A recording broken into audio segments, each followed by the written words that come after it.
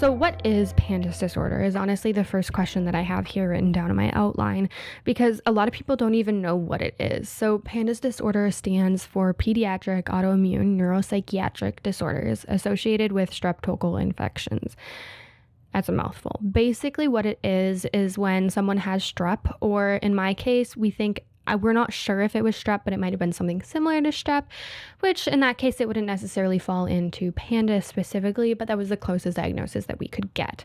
So it's when someone has strep and their body responds to it with an autoimmune response. And they're basically, I'm going to say this in the best way that I can and the easiest way that I can, is when their body starts fighting the strep cells and mistakes their own cells for the strep cells and starts attacking that. And in this case, it's specifically in your brain. So some common symptoms that you might see, it happens a lot more in younger children. It is like a thing in children.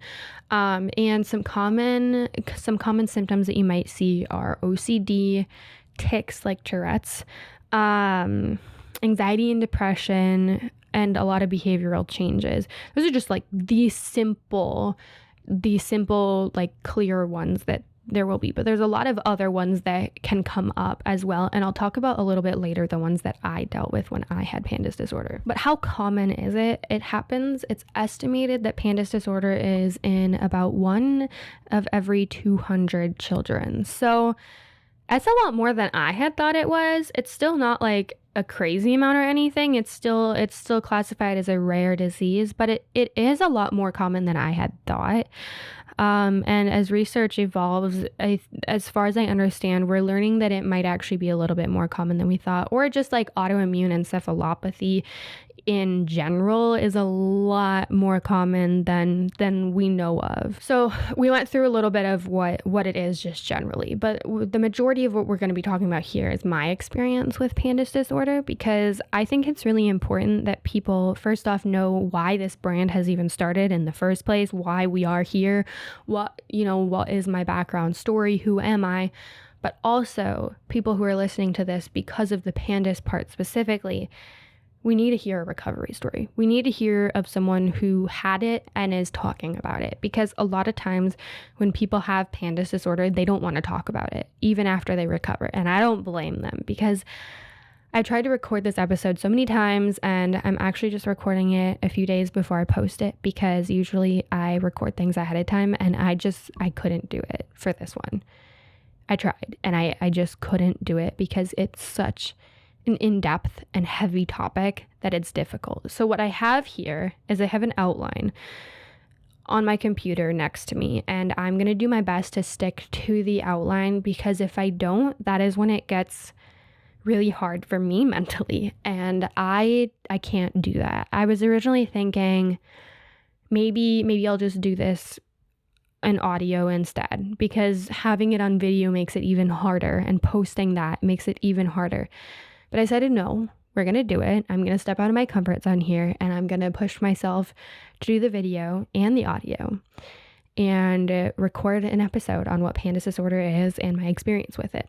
I've done articles in the past on it. I've talked about it in the past.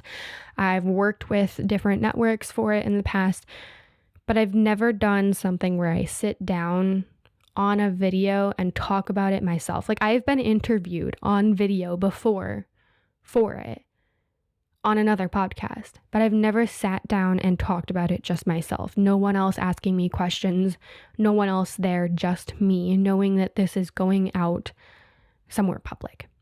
And so we're going to do it, but bear with me here, and it is going to hopefully be pretty structured, because I'm not sure if I can do it otherwise.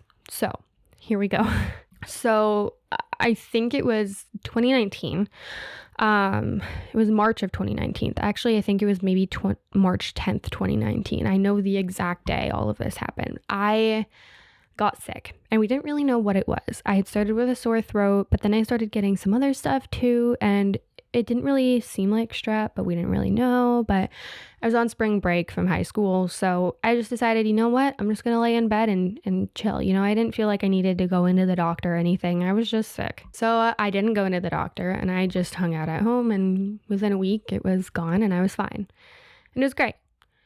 And about a month later was when I realized some stuff going on. I'd been dealing with some stressful stuff in my life already, so I was already kind of stressed about that.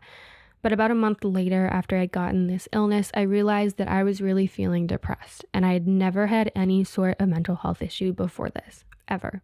Nothing. I didn't even know what anxiety was. And I was struggling, and I tried to hide it, and I tried to, figure, okay, it'll just go away, right? And it didn't. And so I finally went to my mom one time, and I told her, I don't feel good, and I think that I should go to the doctor because of this.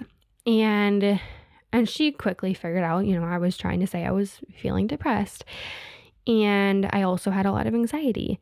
And so we were like, okay, and she brought me to the doctor, and I got on some meds, and I was really excited because that meant, it's going to go away. I'm going to get back to my normal self. That's great. And it didn't go away. About a few weeks, maybe less than that, after I had started taking the medicine, we started noticing some other stuff. The depression didn't really seem to go away. I didn't seem to be getting any better. And instead, I started getting almost like temper tantrums. And honestly, sometimes it's hard for me to even remember that this was me. I can remember everything that happened. I remember everything, but it feels like it's a distant memory. And it feels like it wasn't actually me, I know how it felt, and I know that I experienced it, but it's still sometimes, I think I put this barrier inside myself, which is probably a good thing to realize, to separate that from myself, I guess, and realizing that yes, it happened, but I'm past it now. But thinking about it is still weird for me. So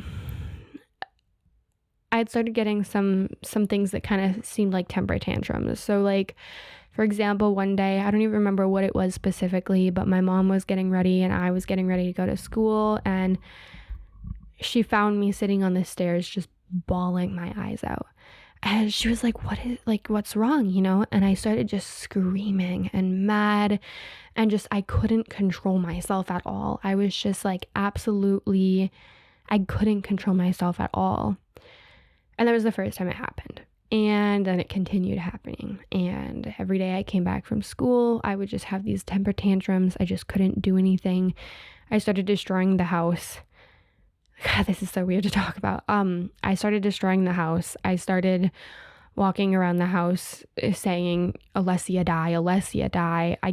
I stopped being able to talk anymore. Instead of talking in normal sentences, I would speak in fragments of sentences, and I sounded like a 4-year-old when I would speak. It was nothing we had ever seen before. I didn't know what was going on, and I was terrified because even though it didn't look like I was there, I was still there. Deep in the back of my mind, I still knew there's something going on, and I don't know what it is. It was like this constant conflict that I had back and forth of not knowing what the heck was going on with my brain and my body. I couldn't control myself anymore. So I remember one day specifically, my parents came home and I had torn apart the house. I was throwing stuff on the ground, like lamps and stuff on the ground, and screaming and running away from them and backing into corners. I couldn't do anything anymore, and it made it really hard to go to school. I was able to hide it enough that I would get to school. It was so on and off. Sometimes I felt fine, sometimes I couldn't control myself at all. So I would usually get to school and I would be late and it would be difficult, and I'd get through about maybe half the day and then I would go home. And it was like that for a long time until the end of the school year.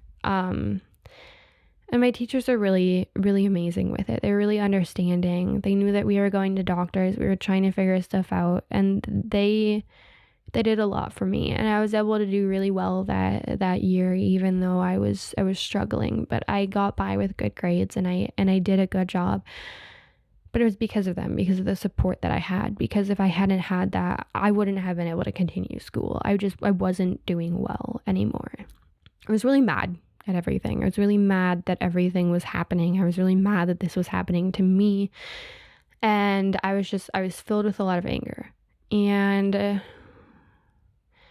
I talked about it in a way where I had said it felt like I was in a video game. And it felt like I was just a character trapped in a video game, and that one day I would just wake up and it would go away, right? One day I would wake up and I would just be back in my reality again. And it never happened. And I kept waiting. I kept waiting for it to go away, and waiting and trying to find that pause button or that escape button or anything. And I couldn't. And when I realized that I couldn't just make it go away, when I realized that it was real and that I didn't know what was going on, that's when I turned to suicide instead. I needed a way out, and I realized I didn't have a way out. So I needed to make my own way out. And I was scared. I didn't want to hurt myself because I was already in pain.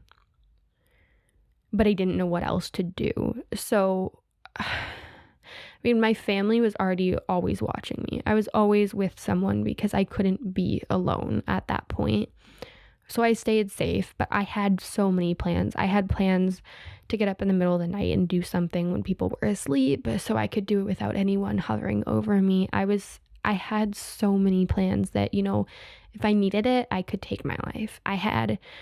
There were instances where we were driving in the car and my mom had to pull over to the side of the road until she knew that I was safe and I wasn't going to crash that car. It was bad. It was really bad, to the point where I did eventually go to an inpatient unit at a hospital, and I stayed there for a few days trying to figure stuff out, because we had been going to doctor over doctor over doctor, and we couldn't get help. No one knew what was happening. And it was probably around this time that we read an article on PANDAS Disorder. I read this article on a kid that had PANDAS Disorder, and immediately I was like, that's me. That's what I have. That has to be it. And then, a few days later, someone else sent us the article too and said, this has to be it. People were seeing it, and they were realizing this has to be what alessia has. Like, it sounds exactly what it is. And it's something that we have never even heard of before. Like, I didn't even know that something like this could happen to someone. And that's when I realized, okay, maybe this is something that I have, and that maybe I could try and get a doctor to help me with. And so we went to a lot of doctors, and none of them would help me. None of them believed in this PANDAS disorder thing, or they said there wasn't enough research. And so I, again, lost hope. So when I went to this inpatient unit, I guess I won't talk too much about it. They got me on a different medicine, and it seemed like it was helping at first, and it ended up not helping, if anything, making things worse. But I remember when I was there, I was so out of it. I was so not there that they brought me in the middle of the night. By the time, everything was figured out and it was decided that I would go there, it was about midnight, and there were people asleep. And when I realized what was happening, I just started screaming at the top of my lungs, as loud as I possibly could, because I figured, you know what? If I have to be here, I'm going to make everyone else work at it. I'm going to make everyone else be mad. I'm going to wake everyone up, and I'm going to make everything terrible for everyone. That is how out of it I was. That is how much pain I was in. And I didn't have control over it. I just started screaming, and no one could get me to stop. And it's something that I think it shows how badly I needed help. I was in a lot of pain, and I didn't feel like anyone was helping me. I had so many supporters, but I didn't feel like any professional doctors or anyone who could actually do anything was there and helping me. And I recognized the fact that a lot of doctors didn't know what to do. It didn't really seem like I was there anymore. It didn't seem like I was even conscious half of the time, because yes, I know, I couldn't speak anymore. I was acting all silly. I would even walk like a kid who was first learning how to walk again. Like, it was really bad, and I couldn't articulate my words or anything, and it didn't look like I was hearing anything of what people were saying, but I heard every single word of it. I remember every single word of it. And I remember how it felt. And I would go to the doctor's office. I remember being so frustrated about the fact that no one would listen to me. No one would look at me. The doctors would avoid my gaze. They would talk to my parents as if I wasn't there. They wouldn't talk to me, only about me. And they wouldn't diagnose me. PANDAS disorder is a rare disease. And there's not much research on it because the brain is so in-depth that we don't even have the smallest fraction of understanding of it. Like, there's so much more that we are trying to learn about the brain, and we didn't have the even resources to understand this. We didn't know what PANDAS disorder was, but it was obvious that it was a thing. But especially for legal reasons, a lot of doctors were hesitant to diagnose me. They didn't want to diagnose me. They wanted to try and find something else that was going on instead and try and fix it that way because they were scared. And I was scared. And everyone just didn't really know what to do. And even though it seemed like I wasn't there, I remember all of it. And I remember how it felt every time to hear it over and over again. I'm sorry, we can't help you. I'm sorry, there's nothing else we can do. I'm sorry, you're going to have to find someone else. And every time leaving the doctor's office, leaving the hospital, every time, it was just like another part of my heart had been broken. Like another part of me just lost hope. And I didn't know what else to do. It took a total of 13 doctors through 5 different health systems to finally get me diagnosed. It lasted about 7 months of doctors over and over and over and over and over again. And I had really lost hope. I'd been put through a lot of different tests to try and narrow down what it even could be, make sure it's not anything else. I went through an MRI, I went through a spinal tap, I went through an EEG, and I was just tired. At that point, I didn't care what they did to me. I just wanted someone to figure it out. I wanted someone to study me. I wanted someone to just take me and figure out what was wrong with my brain. Like, I didn't care what they did to me anymore. I didn't care how many spinal taps I had to get. I didn't care how many spinal headaches I had. I didn't care how much pain I was in because, you know what? I was already in pain. Just as long as you're doing something to try and improve the research so that other people don't have to go through this, I don't care what you do to me. I was so lost and I had given up so much hope. I wasn't there anymore. I didn't want to be there anymore. I checked out as much as I possibly could. And every single doctor I went to, I was furious with. Every time they let me go, every time they went and put me through more tests and said, nope, there's nothing else we can do. You know, every time I went to a health system where their motto is that they will stay with you until they figure out what is wrong, and they let me go. I was furious. And it took every single bit of self-control that I had left to not yell at these doctors, to not have one of those temper tantrums there, to not be in so much pain, to not scream, to not try and just take over myself. I was so scared and so lost and so hurt. And the reality is that it wasn't just me. This happens to children all over the world. So many people go through this. And I couldn't believe it. I was just shocked. I was in so much pain. And then one doctor believed me.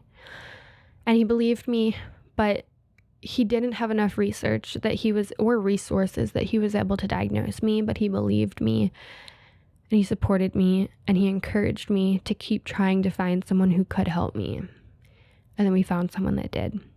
And it was a small clinic in a small town, one that you would never expect to be the one that saved me.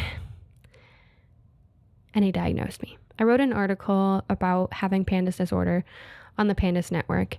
And I'll include that link in the description in case anyone wants to read the full article. But I think the best way that I can describe how it felt when this doctor diagnosed me is to just read what I wrote in that article. So I'm going to do that.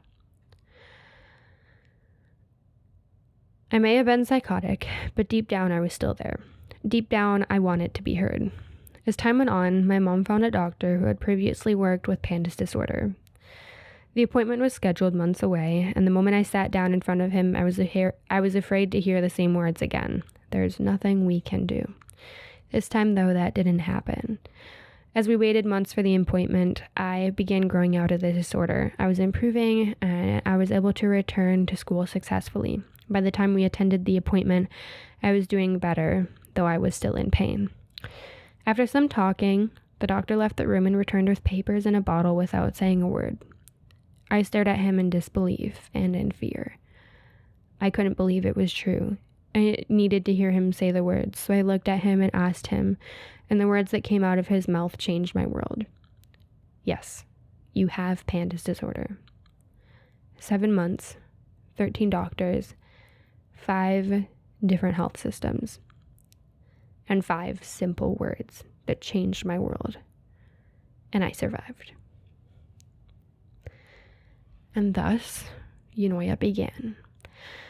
When I was sick, I made a promise that if I survived, I would do everything that I possibly could to make sure that no one else had to go through this the same way I did, or at least to be the voice that I had once needed.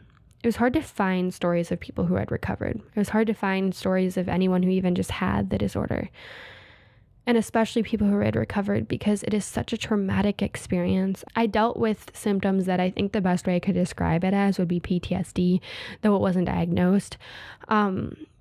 Afterwards, it was a traumatic experience that even after I had it, I am still to this day, 5 years later, learning to recover from. I'm still doing counseling, and my counseling is all based on knowing that I had PANDAS disorder and that my situation is unique, and the fact that I went through a traumatic experience and I'm still learning how to recover from that. And overall, I have recovered, but I still, to this day, go through some stuff because of it. And I didn't want anyone to feel alone. And that's why I'm here. That's why Eunoia began, because I felt so alone when I was dealing with this.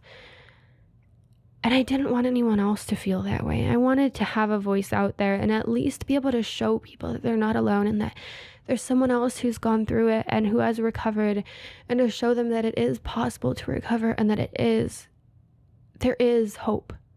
There is a reason to keep living. There is beautiful things. There are beautiful things that you can grow from and that you can learn and that are waiting for you on the other side.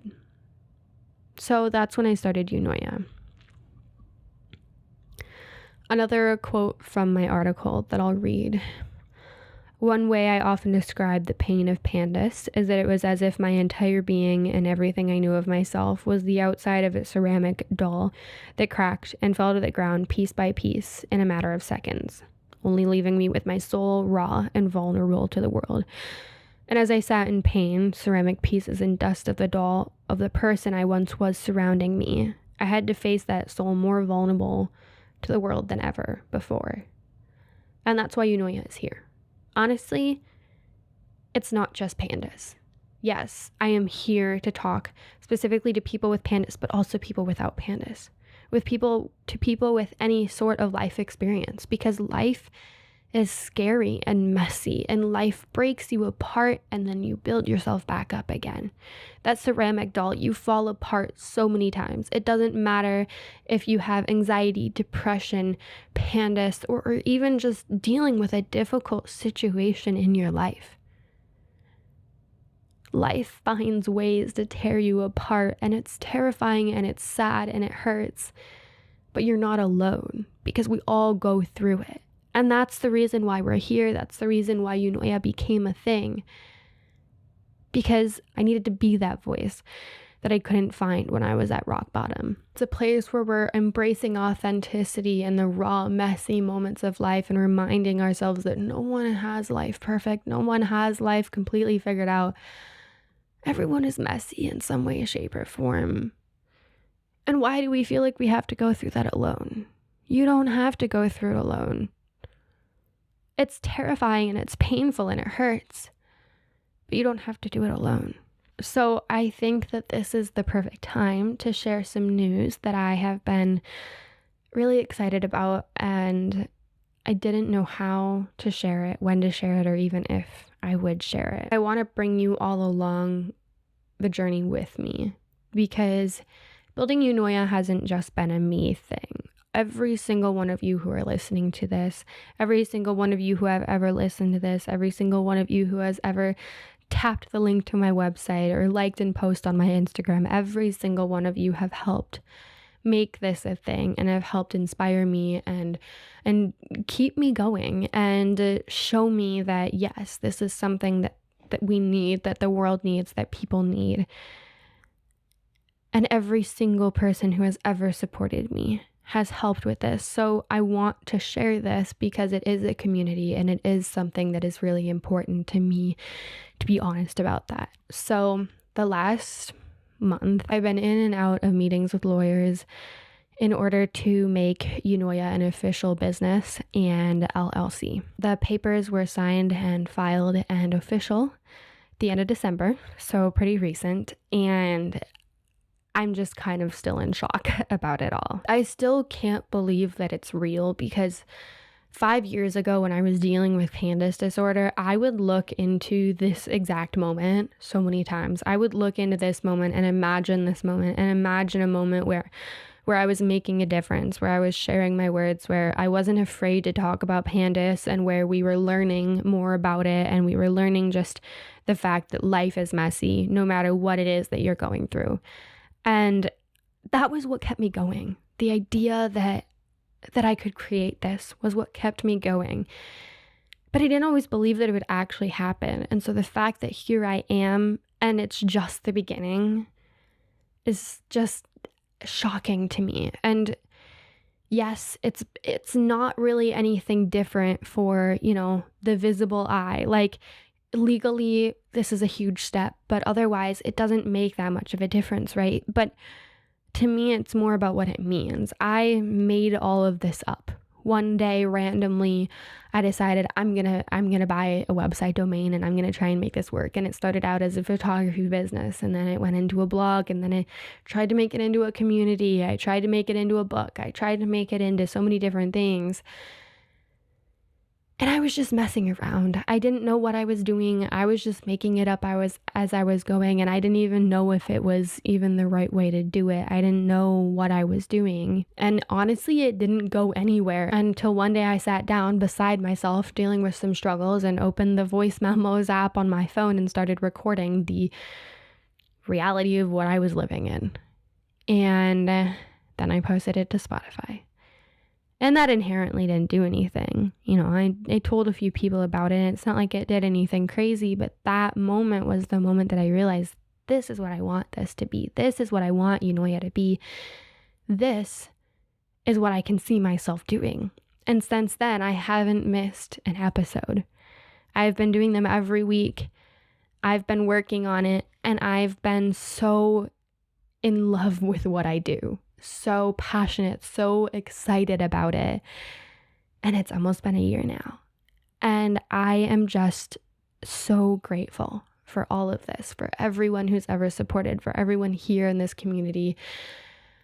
And somehow making this a legal business is what really made me realize this is real now. Like, this isn't just me making it up now. This is real. This is something that I actually did and that we created, and that is going to make a difference. So I think that's honestly the best way to end this episode. It's been a journey, and this journey started with PANDAS disorder. This journey, I didn't even have an idea of what I wanted to do in my life. I didn't even have any plans. I had no idea that I would be doing this someday until I got PANDAS disorder. And that's what began the dream. And I guess my reminder here is for people that it doesn't need to be a life sentence. It doesn't need to be the end, because even in some of the most painful things, something good can come out of it. And to anyone struggling with PANDAS, you are not alone, and you can do it. I've experienced it. I know what it feels like. I know the pain, and I did it, and you can too. I know you can. So that's going to be the end of this episode today. It's a heavy episode, I know, but I think that's the perfect way to start 2024 in complete honesty. of what Eunoia is and how far it's come. I'll see you next episode.